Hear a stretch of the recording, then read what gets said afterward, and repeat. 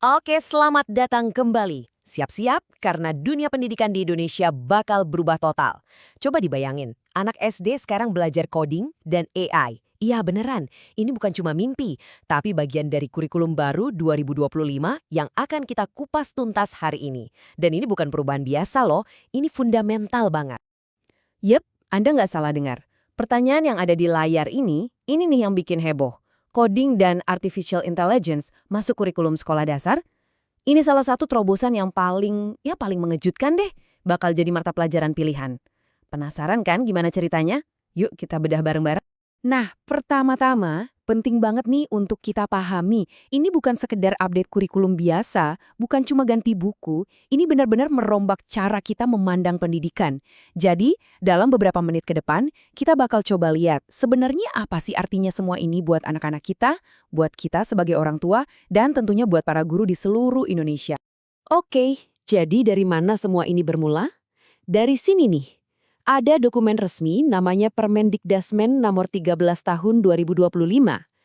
Anggap aja ini semacam buku panduan baru buat semua sekolah di Indonesia. Isinya ya kerangka besar tentang apa aja yang bakal terjadi di ruang kelas nanti.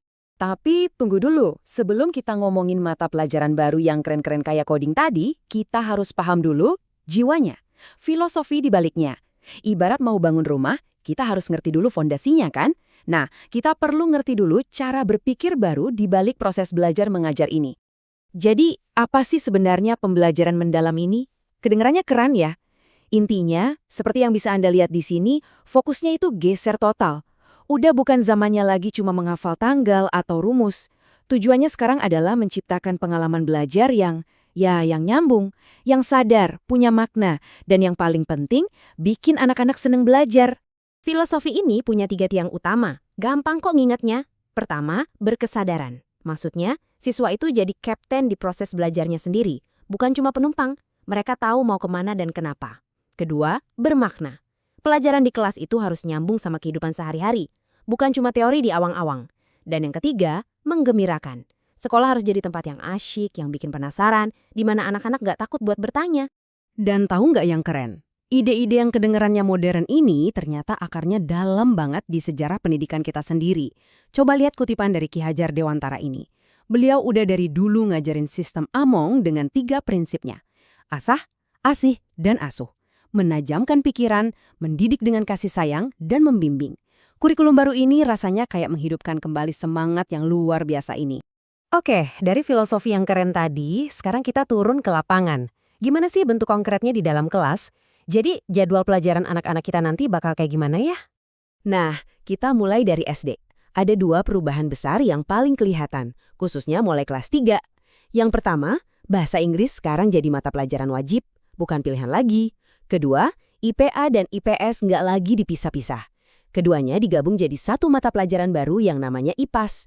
Tujuannya biar anak-anak lihat ilmu pengetahuan itu secara utuh, nggak terkotak-kotak. Lanjut ke SMP. Di sini struktur dasarnya mirip, tapi ada satu hal yang ditekankan banget, informatika. Yup, informatika sekarang jadi mata pelajaran wajib yang super penting. Dan ini bukan lagi sekadar belajar ngetik atau pakai Microsoft Word ya. Ini lebih ke fondasi berpikir komputasi, memahami dunia digital, dan gimana caranya kita bisa ikut berkarya di dalamnya. Nah ini dia, mungkin ini perubahan paling revolusioner. Siap-siap ucapkan selamat tinggal sama sistem penjurusan IPA, IPS, bahasa yang kaku di SMA. Nggak ada lagi tuh dikotak-kotakin jadi anak IPA atau anak IPS. Intinya sekarang adalah fleksibilitas dan personalisasi. Siswa bisa merancang sendiri menu belajarnya. Mereka wajib ambil beberapa mata pelajaran inti, terus bebas pilih 4-5 mata pelajaran lain sesuai minat dan cita-cita mereka. Keren kan? Oke, saya tahu apa yang ada di pikiran Anda semua sekarang. Pertanyaan besarnya adalah, kapan ini semua mulai berlaku? Nah, ini pertanyaan yang paling penting buat orang tua dan guru.